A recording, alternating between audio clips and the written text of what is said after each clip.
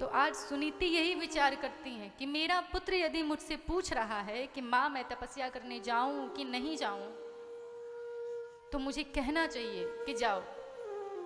आजकल के समय में ऐसा होगा क्या?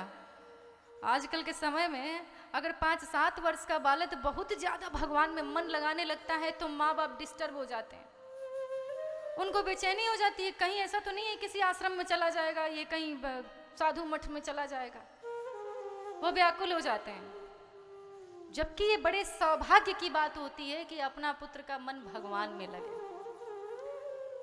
कहा सुनीति ने जाओ पुत्र। ध्रुव जी निकल पड़े। ध्रुव जी को अभी मालूम नहीं कि तपस्या किस प्रकार की जाती है, मैं कैसे करूंगा, क्या करूंगा। मार्ग में नारद जी मिलते हैं। नारद जी पूछते हैं रुको रुको रुको, कहाँ जा रहे हो? ध्रुव जी कहते हैं तपस्या करने। नारद जी ने कहा तुम्हें मालूम है कि तपस्या कैसे करते हैं? कहा नहीं, आप बता दीजिए। नारद जी हंसने लगे। नारद जी ने कहा कि देखो बालक, ये तुम्हारी उम्र खाने खेलने कूदने की है, ये उम्र तपस्या की नहीं है, अभी तुम घर लौट जाओ। ध्रुव जी कहते हैं ना, मैं तो तपस्या करूंगा। नारद जी बहुत प्रकार से समझाते हैं, लेकिन बालक का हठ है। ध्रुव जी नहीं मानते। नारद जी ने देखा जब ये नहीं मानेगा तो उन्होंने फिर ध्रुव जी को द्वादशाक्षर मंत्र दिया। द्वादशाक्षर मंत्र अर्थात ओम नमो भगवते वासुदेवाय, ये भगवान का द्वादशाक्षर मंत्र है। मंत्र को दिए और ध्रुव जी से कहा कि धर्मार्थ काम मोक्षाख्यम या इच्छे श्रेय आत्मनः एकमेवा हरिस्तत्र कारणम पाद सेवनम। कहा कि देखो तुम जिस हेतु जा रहे हो, भगवान का नाम मात्र तुम्हारे हेतु को नहीं, अर्थ धर्म काम मोक्ष सब कुछ की प्राप्ति कराने वाला है।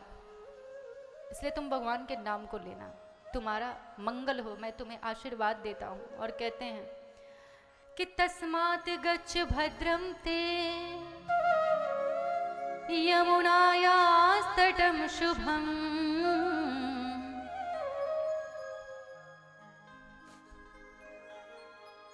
कहते हैं तस्मात् गच्छ भद्रम ते यमुनायास्तटं शुभम पुण्यम मधुवनम यत्र सानिध्यम नित्यदा हरे।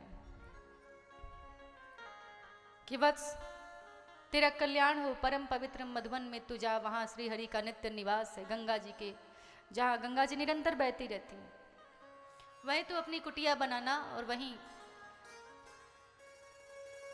भगवान का ध्यान करना, अवश्य तेरी इच्छा पूर्ण होगी। ध्रुव जी चले जाते हैं, उस मंत्र का उच्चारण शुरू कर देते हैं। पहले महीने में ध्रुव जी 3-3 दिन पर बेर का फल खा करके तपस्या की। 4.5 वर्ष की अवस्था है और पहले महीने में इतना कठिन तप कि 3-3 दिन पर मात्र बेर का फल खाते थे। जब दूसरा महीना आया तो 6-6 दिन पर सूखी घास खा करके तपस्या करने लगे। तीसरा महीना आया तो 9-9 दिन पर सिर्फ जल पी करके तपस्या करने लगे। चौथा महीना आया तो 12-12 दिन पर वायु को पी करके तपस्या करने लगे। 5वां महीना आया तो उन्होंने एक पैर पर खड़े होकर के तपस्या की। और जब 6वां महीना आया तो ध्रुव जी ने अपने सांसों को रोक दिया कि अब मैं तब तक सांस नहीं लूंगा जब तक मुझे भगवान दर्शन नहीं दे देते। और जब ध्रुव जी ने अपनी सांसों को रोक दिया तो पूरे संसार में हाहाकार मच गया, क्योंकि इतना कम वर्ष का बालक ये इतनी कठिन तपश्चर्या किया कि पूरे संसार वालों को हिला के रख दिया। सारे लोग तत्काल प्रभु के पास पहुंचते हैं, प्रभु अनर्थ होने वाला है, सारा संसार समाप्त हो जाएगा, क्योंकि किसी को भी सांस लेने की शक्ति नहीं रही, सभी लोग द्रवित हो रहे हैं, सभी लोग पूरा देखिए प्रभु आप कैसी स्थिति हुई है।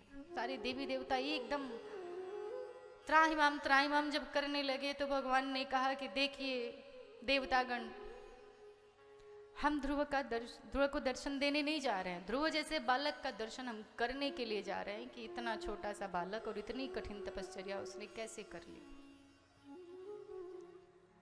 ध्रुव जी तत्काल आते हैं, प्रभु तत्काल आते हैं ध्रुव जी के समक्ष भगवान ध्रुव जी के समक्ष आकर के खड़े हैं, बार बार कह रहे हैं वत्स आंखें खोलो, आंखें खोलो, मैं तुम्हारे सामने खड़ा हूं। लेकिन ध्रुव जी इतने ध्यान में तन्मय हैं कि वो उनको सुनाई नहीं देता, वो आंख नहीं खोलते हैं। भगवान जब देखते हैं कि ये मेरी बात को नहीं सुन रहा है, तो जिस छवि का ध्यान कर रहे होते हैं ध्रुव जी, उस छवि को भगवान हटा देते हैं हृदय में से। व्याकुल होकर के उस छवि को ढूंढने के लिए जब ध्रुव जी नेत्र खोलते हैं तो देखते हैं सामने चतुर्भुज स्वरूप में ब्रह्म, जो विराट स्वरूप में अर्जुन को दर्शन दिए, वो प्रभु ध्रुव जी के सामने खड़े हुए हैं। ध्रुव जी प्रणाम करते हैं, बोलिए भक्त वत्सल भगवान की, बोलिए बांके बिहारी लाल की। प्रभु जब दर्शन देते हैं तो ध्रुव जी हाथ जोड़ करके और कहते हैं कि हे प्रभु, मुझे तो स्तुति करने भी नहीं आती, किस प्रकार मैं स्तुति करूं आपकी। वेद आपका नेति नेति कह करके वर्णन करते हैं, और साधु संत शिव जी, ब्रह्मा विष्णु महेश जो आपकी महिमा का पार नहीं पाते हैं। मैं छोटा सा अबोध बालक, मुझे तो सिर्फ आपके इस मंत्र के सिवा कुछ भी नहीं आता। क्या करूं मैं, कैसे आपकी स्तुति करूं, मैं बहुत आपकी स्तुति करना चाहता हूं। भगवान अपना शंख निकालते हैं और ध्रुव के कपोलों से स्पर्श कराते हैं, और तब ध्रुव जी हाथ जोड़ करके प्रभु को प्रसन्न करने के लिए अत्यंत सुंदर स्तुति करते हैं। प्रभु बहुत प्रसन्न हुए हैं ध्रुव जी की स्तुति से, इतना प्रसन्न हुए प्रभु कि प्रभु ने ध्रुव जी के लिए ध्रुवलोक का निर्माण कर दिया। जो आप देखते हैं आज भी ध्रुव तारा पृथ्वी से बहुत दूरी है, इसलिए बहुत छोटा दिखाई देता है।